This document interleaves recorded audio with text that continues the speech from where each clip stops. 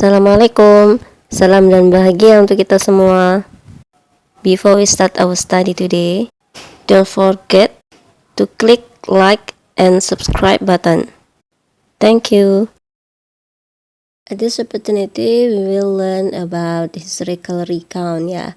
Jadi, recounts yang berisikan peristiwa sejarah. Ada kata-kata bagus nih guys. The Hand That Wrote a Page Built a City by Herbert Marshall McLuhan. I don't know if I read it right for the name, because it's not really familiar for me. Untuk arti dari phrase-nya sendiri, dari kalimatnya sendiri, the hand that wrote a page built a city. Jadi tangan-tangan kita lah yang menciptakan halaman-halaman atau yang membangun kota. Jadi sejarah itu mengukir negara.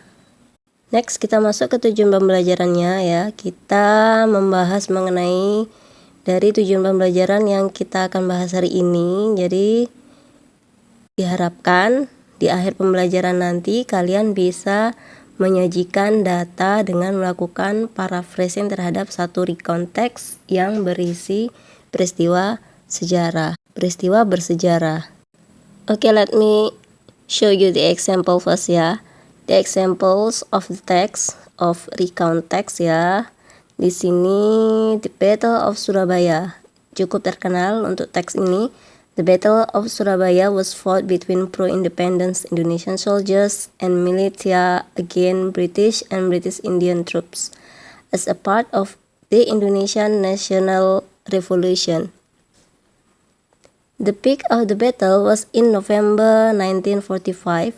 The battle was the heaviest single battle of the revolution and became a national symbol of Indonesian resistance. Fighting broke out on 30 October. 30 October after the British commander Brigadier A.W.S. Malaby was killed in a skirmish. Although the colonial forces largely captured the city in the 3 days, the poorly armed Republicans fought for 3 weeks and thousands died as the population fled to the countryside. The battle and defense mounted by the Indonesian galvanized the nation in support of independence and helped garner international attention. For the Dutch, it removed any doubt that the Republic was not simply a gang of collaborators without popular support. It also had the effects of the convincing Britain that wisdom lay on the side of neutrality in the revolution. Within a few years, in fact, Britain would support the Republican cause in the United Nations. Considered a heroic effort by Indonesians, the battle helped galvanize Indonesian and international support for Indonesian independence. 10 November is celebrated annually as Heroes' Days.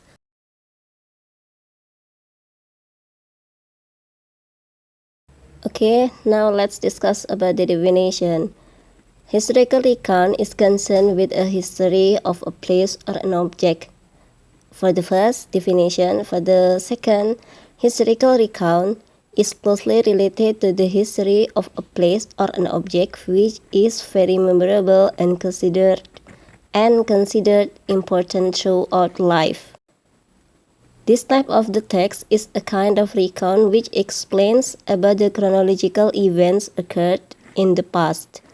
Jadi, historical recount itu lebih seringnya adalah teks yang berisikan kronologis kejadian dari kejadian-kejadian yang peristiwa yang bersejarah ya. Misalnya contoh yang sudah saya bacakan tadi di depan, The Battle of Surabaya. Jadi pertempuran Surabaya.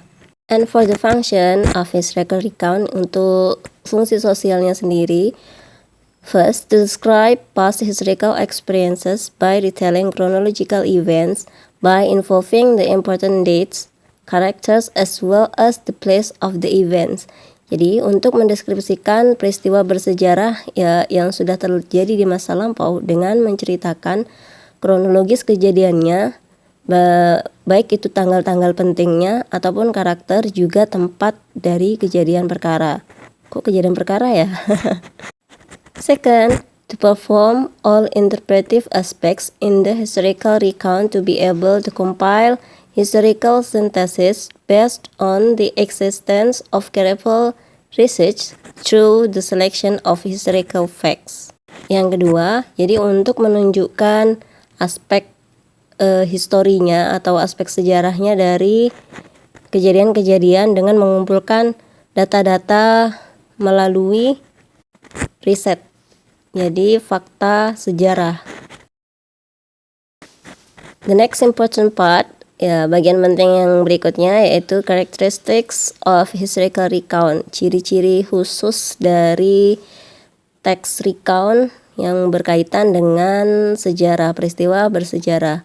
First, retelling the past historical events. Yang pertama menceritakan ya pasti peristiwa bersejarah yang terjadi di masa lampau. Second, upholding the history of a place or an object. Third, written scientifically or imaginatively. Fourth, purposing to informing or entertaining. Tujuannya bisa memberi informasi juga bisa menghibur. Can be both, ya bisa dua-duanya juga. And now for the generic structure. For historical recount, for the generic structure, it's divided into three parts, ya 3 steps. For the first, orientation. Untuk yang pertama adalah orientation atau introducing the background information. Jadi memperkenalkan informasi yang akan kita bahas di satu teks. The second, events atau kejadian-kejadiannya, the chronologicals of event, runtutan kejadian. The last part, bagian terakhir, reorientation. It's conclude, di dalamnya isinya adalah conclusion from the writer, kesimpulan dari si penulis teks tersebut. So far, clear, good. Oke, sekarang kita bagi generic structure-nya dari teks yang pertama saya bacakan tadi ya, The Battle of Surabaya. Jadi kalau yang paragraf pertamanya itu adalah orientation, ya pengenalan dari teks yang akan kita bahas. Jadi kita akan membahas mengenai The Battle of Surabaya, pertempuran Surabaya. Bagian berikutnya, paragraf berikutnya yaitu otomatis langsung masuk ke kronologis peristiwanya atau disebut events. Paragraf 3 juga masih di events ya, masih lanjutan dari kronologis yang di paragraf kedua. The last paragraph, reorientation, bagian terakhirnya adalah reorientation atau kesimpulan dari si penulisnya.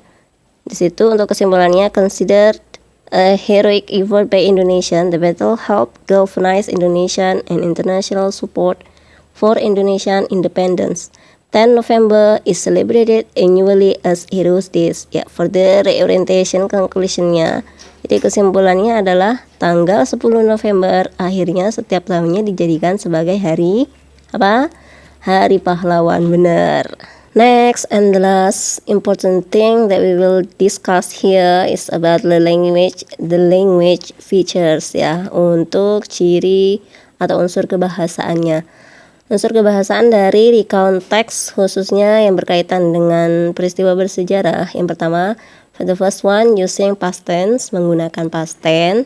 Yang kedua, using sequence and conjunctions, menggunakan runtutan waktu atau sequence ya, and conjunction untuk kata sambung.